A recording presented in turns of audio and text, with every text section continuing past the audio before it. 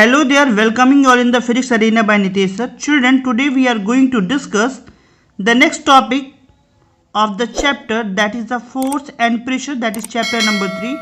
So with the help of this video lecture, today we are going to discuss about the topic that is the pressure and thrust. So children, now we are going to discuss about the topic that is thrust. What do you mean by thrust? Children, as we are knowing that a force can be applied to a body or any surface in any direction. It means that we can apply at any direction, in any direction, the amount of force to the body. So children, if the force is applied on the surface in a direction which is perpendicular to the surface, then the force is said to be the thrust. What I have said, children, as I have said that, as we know that a force can be applied,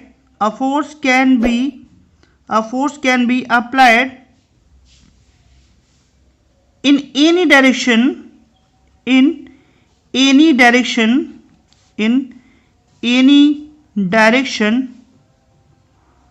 to a surface. Okay children, to a surface. It means that if the force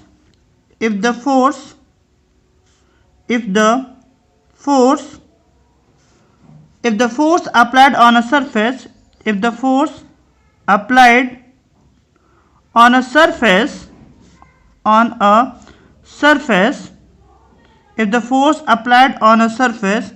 is perpendicular to the surface, if the force applied on the surface is in a direction perpendicular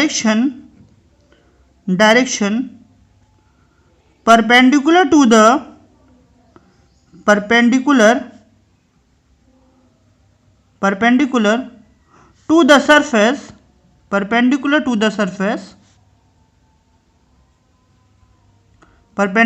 surface, then the force is said to be that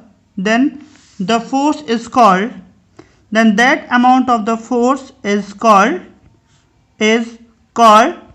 thrust. Okay children, so if in your examination it may comes as define thrust, then at that time you can say that if the direction of the force acting onto the surface is perpendicular to the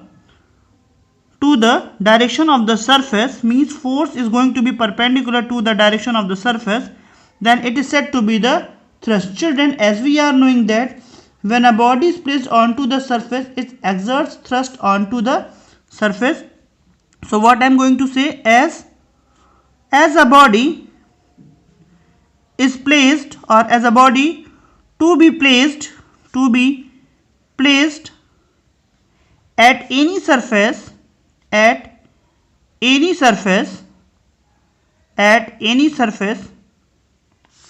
exerts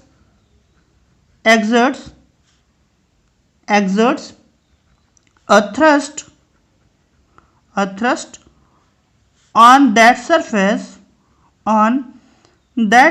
children. So that is nothing but that is a weight of the object is equal to the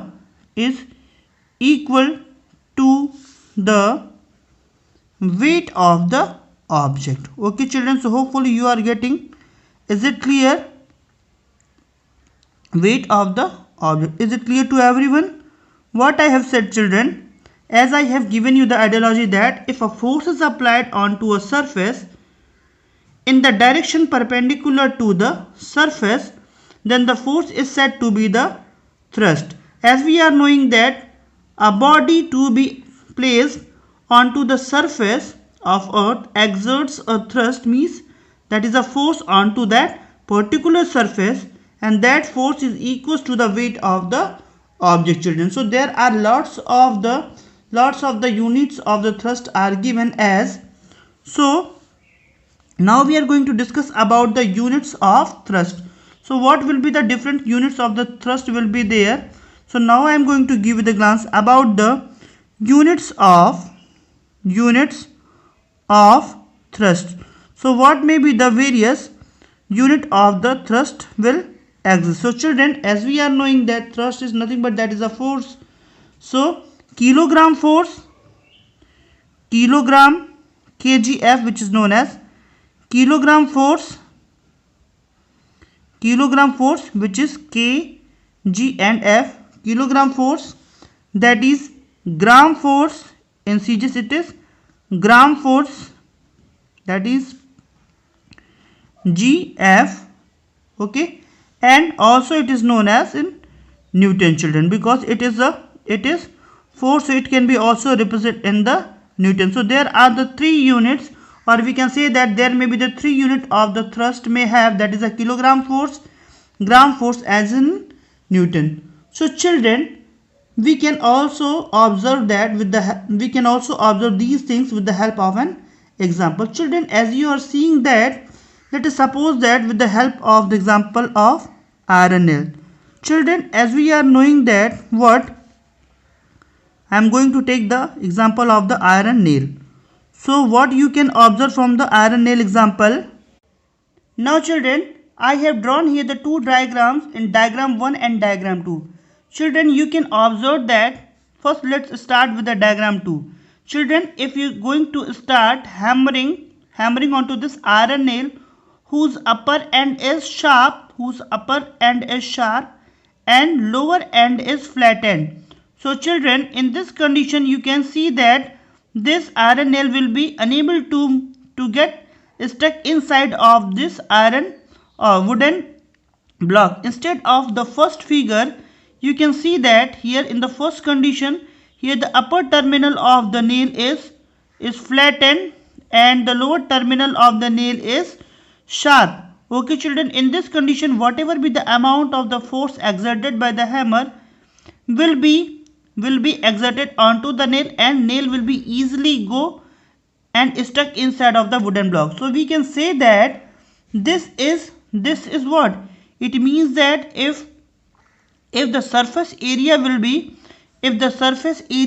less, then the amount of the thrust will be larger. Okay children, what I have said here, if the amount of the surface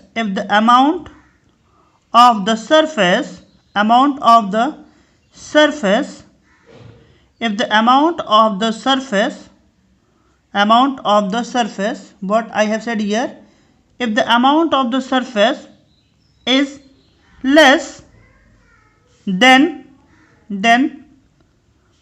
the thrust will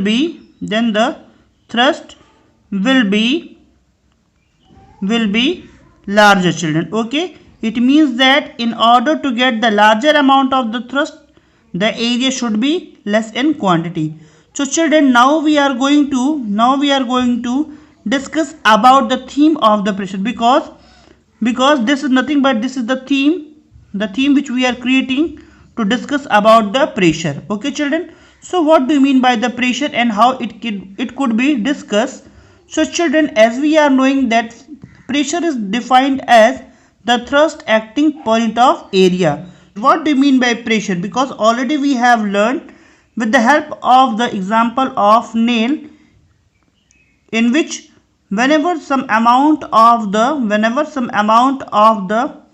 pressure exerted by the hammer onto the top of the nail get inserted into the wooden block. So children, now we have to learn about the term pressure. So how we can define pressure? Pressure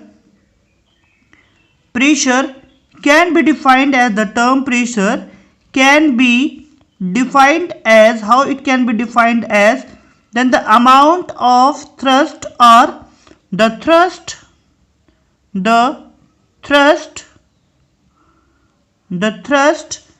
per unit area, the thrust acting per unit of area,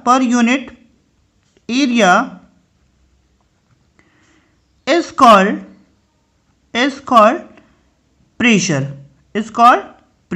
Okay children, so thrust is also known as force, so it can be also defined as what? How we can define that? The force the force acting per unit of area, the force acting per unit area of the surface is called pressure. Okay children, so what do you mean by pressure? How you could define the term pressure? Pressure is nothing but that is the force acting per unit of area is set to the pressure. So we can formulate the pressure as pressure is equals to the ratio of thrust to the area. Okay children, and thrust is denoted by pressure is denoted by capital letter of alphabet, that is P. So children, we can say that pressure is equals to F by A, where F is force or thrust and A denotes the area. Okay children, so now we have to learn what may be the different units of the pressure. Children, as we are knowing that in SI system, here what we are going to discuss, that is the unit of pressure, units of pressure. Children, in SI system children, in SI system, force is as pressure is the ratio of the force acting per unit of area. So force, the unit of force is Newton, and for area it is meter square. So the unit for the pressure in SI system will be Newton per meter square, whereas it is also known as Pascal children, after the name of the scientist Pascal. Okay, so it can be also says that the unit of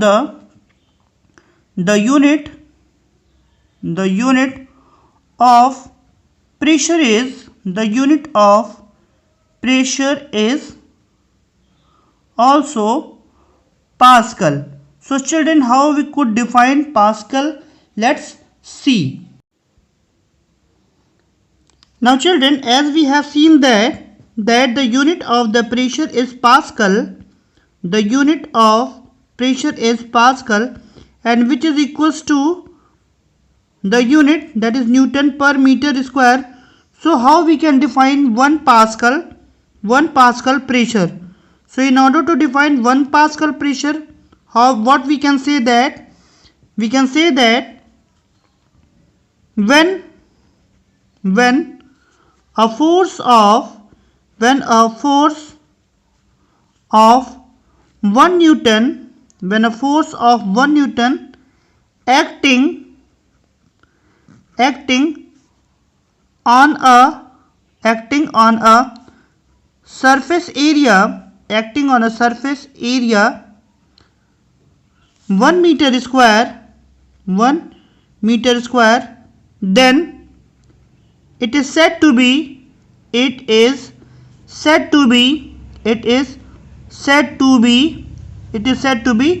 1 Pascal or unit Pascal pressure. Okay children, so in order to describe about the 1 Pascal pressure, we can say that if 1 Newton force is applied to the 1 meter square of the area of a surface, then we can say that it is 1 Pascal pressure. Children, the bigger unit of the pressure is kilopascal.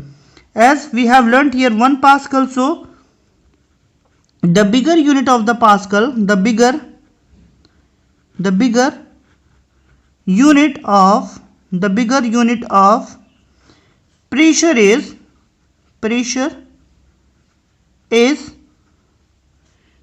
kilopascal. Okay children, why it is given as kilopascal? Because when the amount of the thrust will be larger, then the pressure will be also larger. So we can say that 1 kilopascal, K denotes the kilo and PA means Pascal. So 1 kilopascal is equals to kilo means that is 1000 Pascal. So if a large amount of the thrust is applied by the object or acting onto the surface by the object, then we can say that it will be given as 1 kilopascal is equals to 1000 Pascal, children. Okay, and also the atmospheric pressure is generally expressed in a unit of ATM. ATM means that is the atmospheric pressure. Okay, children, some amount of pressure is also exerted by our atmosphere, which is known as atmospheric pressure. So the atmospheric pressure is generally the atmospheric pressure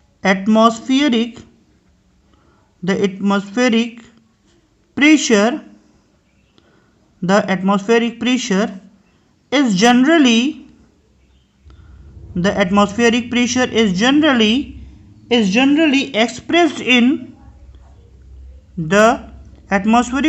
generally expressed in a unit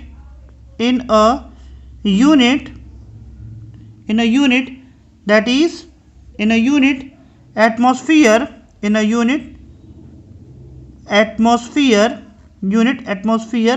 that is ATM, and which will be equals to 1 atmospheric pressure. 1 ATM or 1 atmospheric pressure will be equals to 76 centimeter of mercury column. Okay, children, so we will discuss these things later. Mercury column.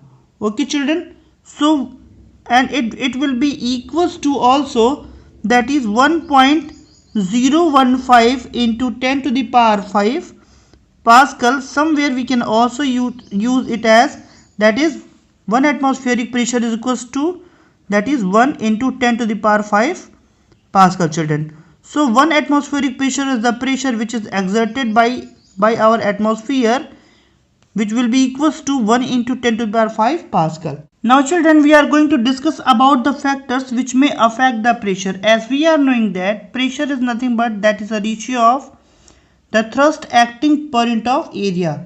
So the first factor onto which the pressure will depend will be on the area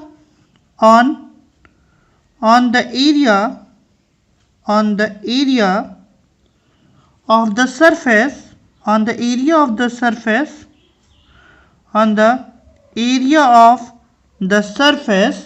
on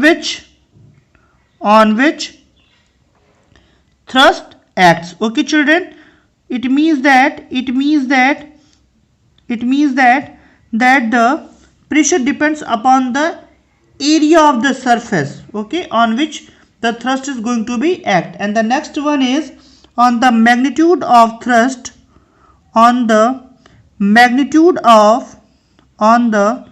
magnitude means amount of thrust or force. So on the magnitude of thrust acting onto the surface. Children, one by one we will discuss about these two factors acting on surface. So one by one we will discuss about both the factors. So let's start with the first factor which may affect the amount of pressure. So on the area of the surface, children, as we are knowing that how we can discuss these terms. Children, as we are knowing that that the pressure is equals to force or thrust acting point of area. So we can see here from this expression that pressure is inversely proportional to the area of the surface. It means that as the area of the surface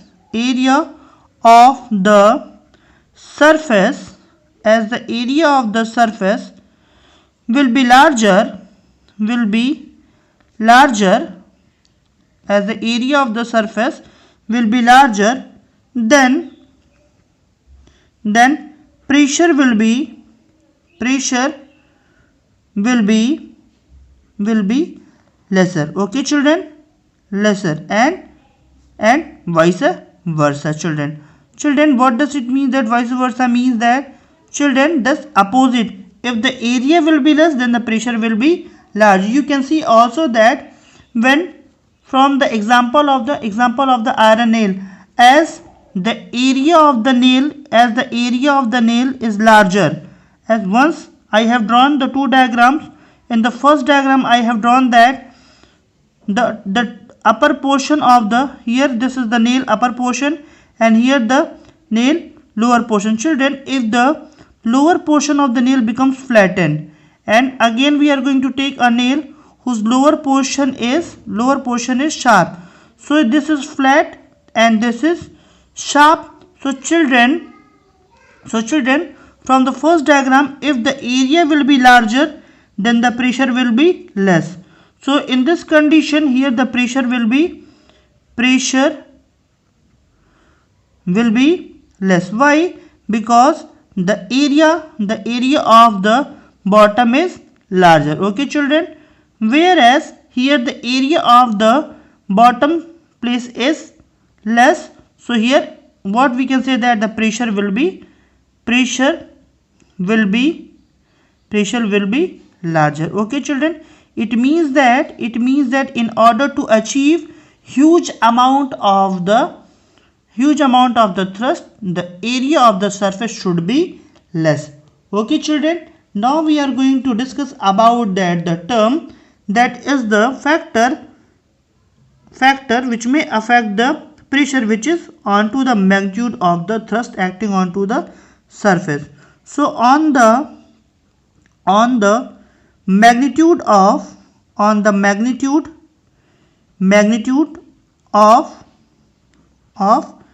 thrust. Okay children, thrust, it means that again I am going to say that as we are knowing that pressure is equals to force acting per unit of area.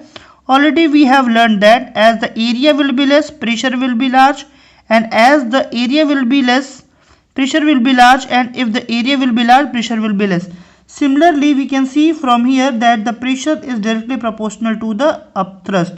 It means that on increasing the amount of upthrust, we can achieve the huge amount of the pressure. What we can conclude that on increasing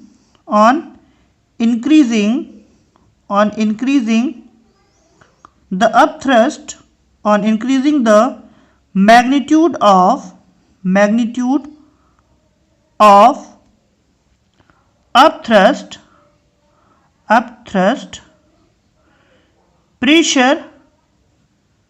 pressure increases. Okay children, it means that in order to achieve the great amount of the pressure, we should also increase the amount of the upthrust. Okay children, that's why whenever we are applying a huge amount of the force acting onto the object, we are getting the huge amount of the pressure. Lots of examples are already given inside of your book. Children, if someone says that sir, if we are willing to achieve large amount of the pressure, children, at that time we should try to reduce the area. Okay children, in order to reduce the area, we will get the huge amount of the pressure. Okay, that's fine. Now we are going to discuss the next topic, that is the liquid pressure. Children, lots of examples is already given inside of your book. Please go through that and you will get what are the basic funda of the thrust and area, and also you will find out that what is the difference between the thrust and pressure. Now children, we are going to discuss about the liquid pressure. Children, as we are knowing that a solid object exerts some amount of pressure onto the surface due to its own weight. Okay children, similarly the liquid is also going to be filled inside of a container. So similarly, in the similar way, liquid also exerts some amount of the pressure onto the container in which it is kept. So children, as we are knowing what I am saying, that here I am saying that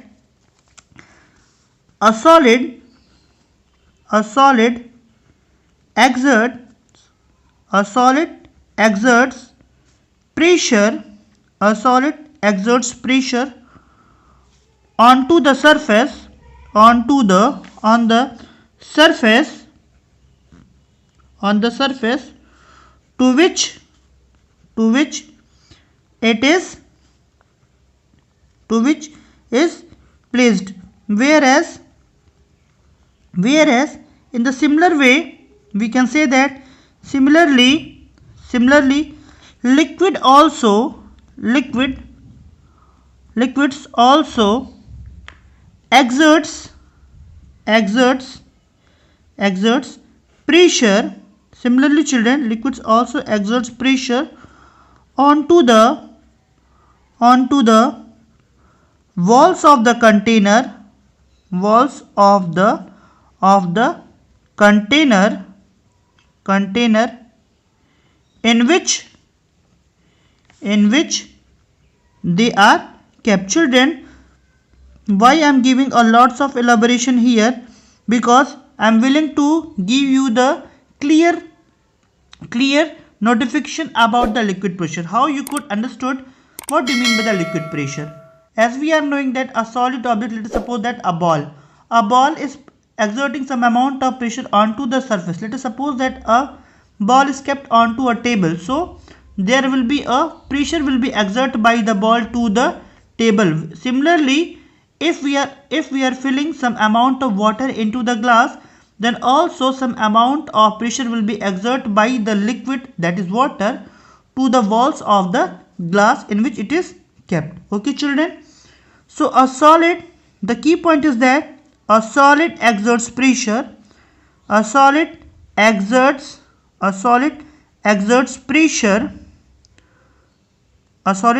pressure always in downward direction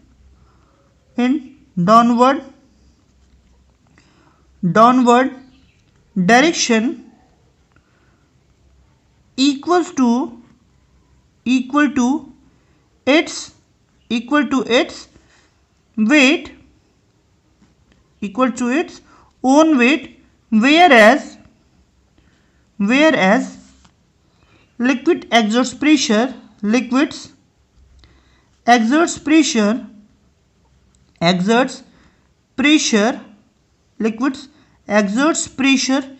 in all the direction So this is the basic difference between the concept of pressure in the solids and liquid. Children, in case of solid, the pressure may feel only onto the surface in the downward direction, and which will be equals to the weight of the object, whereas the liquid exerts the pressure in all the direction. It means that throughout the container we can feel some amount of pressure due to the liquid, and which will be equals to, again in this condition, then here the liquid pressure will be also given by that is, we can say that is the weight of the body acting per unit of area will be the volume of the liquid per unit of area is known as the pressure exerts by the liquid. Children, okay children, now what we are going to discuss, what may be the factors onto which the liquid pressure may depends or which may affect to the liquid pressure. Okay children, now we are going to discuss about the factors onto which the liquid pressure may depends. So the factors affecting here we are going to discuss about the factors affecting the liquid pressure. Okay children, the liquid pressure, what do you mean by the liquid pressure? The amount of pressure exerted by the liquid onto the walls of the container is said to be the liquid pressure. And what do you mean by the factors which may affect the liquid pressure are as follows. So children, the first factor will be the height of the liquid column. So the first factor will be the height of the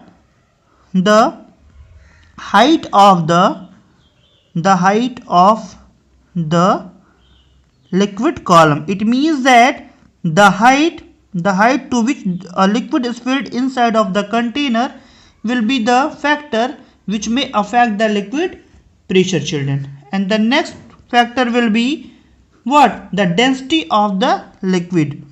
The density of the